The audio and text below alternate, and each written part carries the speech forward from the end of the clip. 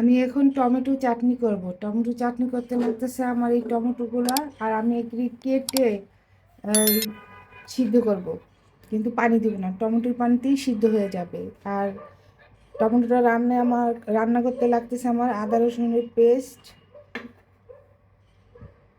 পেঁয়াজ, কাঁচামরিচ আর ধনেপাতা আর আদা। এখন আমি টমেটোটা 1 কাপ পানি দিয়ে সিদ্ধ করে নিব। আর দিতে হবে না, এই 1 কাপ পানিতেই টমেটোটা সিদ্ধ হয়ে যাবে। আমি ঢেকে দেবো, আস্তে আস্তে এটা সিদ্ধ হোক। তারপরে সিদ্ধ হয়ে আসলে আমি এটা বাগার দিব।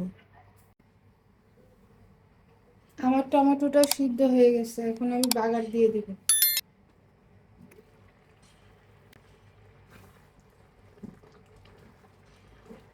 আমি আর কোনো পানি দিব না, এই পানিতেই আমি বাগার দিয়ে দিব।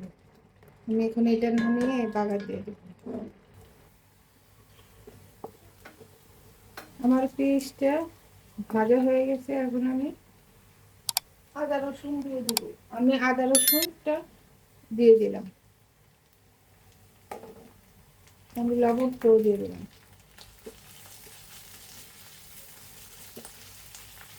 আমি একটু হলুদের গুঁড়া দিয়ে দিলাম, আর একটু মরিচের গুঁড়া দিয়ে দিলাম।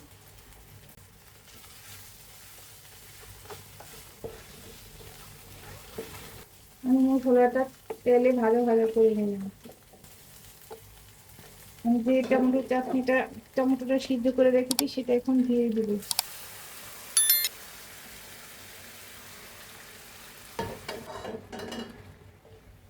আমার বাগার দেওয়া শেষ, এখন পানিটা শুকিয়ে গেলে আমি ধনেপাতা দিয়ে দেব।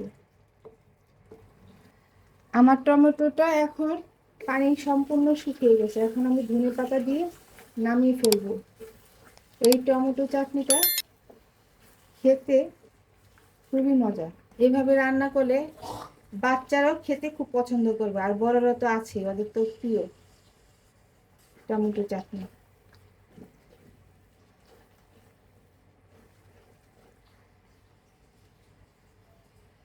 এই চাটনিটা ফ্রিজে 1 মাস নর্মালে কিছু হবে না, কারণ এটা আমি সম্পূর্ণটা কষিয়ে সিদ্ধ করে রান্না করেছি।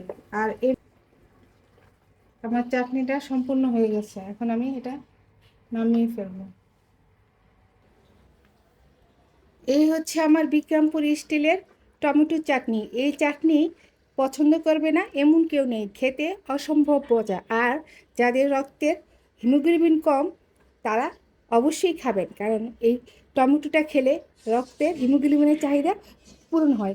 আল্লাহ হাফেজ।